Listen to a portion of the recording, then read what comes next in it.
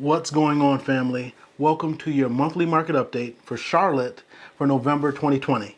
In this update, we're going to talk about the housing market, what to do, what's going on, how hectic it is, and also how different employers and their actions are impacting or will have an impact on the Charlotte real estate market and how you can stay ahead of the game. Stick around.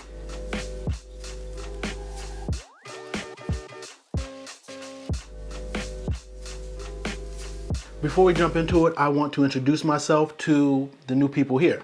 My name is Sir Ashley. I am your local Charlotte real estate advisor. I've been in and around real estate for the past 11 years as a real estate attorney, a real estate investor, and a licensed real estate agent in North Carolina and South Carolina. So if you're interested in Charlotte real estate, or Charlotte real estate news, go ahead and like this video and also subscribe to the channel so you can be made aware of when we drop new videos. All right, let's jump right into it. This real estate market, it makes you want to drink. It is crazy. It's crazy good and it's crazy bad all at the same time. It's quite confusing for the average person. So what's going on with the market? Well, the median sale price is $278,000. That is excellent. It's actually up 10.4% from this time last year. So for you sellers out there, you are winning, you're winning, you're winning. Take advantage of this market. The median days on market is 8 days before a property goes under contract. But before it goes under contract, the average number of showings for a property is about 15. So please be aware and be ready to have your property bombarded with people wanting to get in. Now there's ways to get around that, and if you contact me, we can strategize so you can try to avoid the swarm of people and you have to keep leaving the property. But just know, days on market is only 8, but you're gonna have at least on average 15 showings. Now for you buyers out there, the news isn't as rosy. You see, new listings, new properties that are available is actually down more than 3% compared to this time last year. So the market is hot, but there's less properties to buy. And interest rates are crazy low, so there's tons of buyers out there wanting to take advantage of this cheap money. But there's not a lot of property on the market right now. It's so bad that it is the lowest amount of inventory available here in Charlotte in the past 11 years. There's only about 2,500 homes available right here in Charlotte, and that's including single family homes, townhouses, and condos. That's a 20% decrease from this time last year. So how do I know it's such a hot market and sellers are winning and buyers are kind of thrown to the wayside? Well, because pending sales numbers are up. They're the highest they've ever been. Let me repeat that. Pending sales are the highest they've ever been here in the Charlotte area. So we have less inventory, not a lot of properties available, but yet pending sales that are waiting to be closed are the highest they've been. That's how crazy this market is. Yes, it makes you want to drink some more. So buyers right now, you want to make sure you have everything lined up and together, because not only are resale homes hard to come by, but there's waiting lists for new construction as well. So if you think you're going to go into a builder's showroom and be able to just purchase a home, I'm sorry, but you're sadly mistaken, because there's a waiting list for that as well. And I don't recommend you doing that anyway. I recommend you contacting a real estate agent.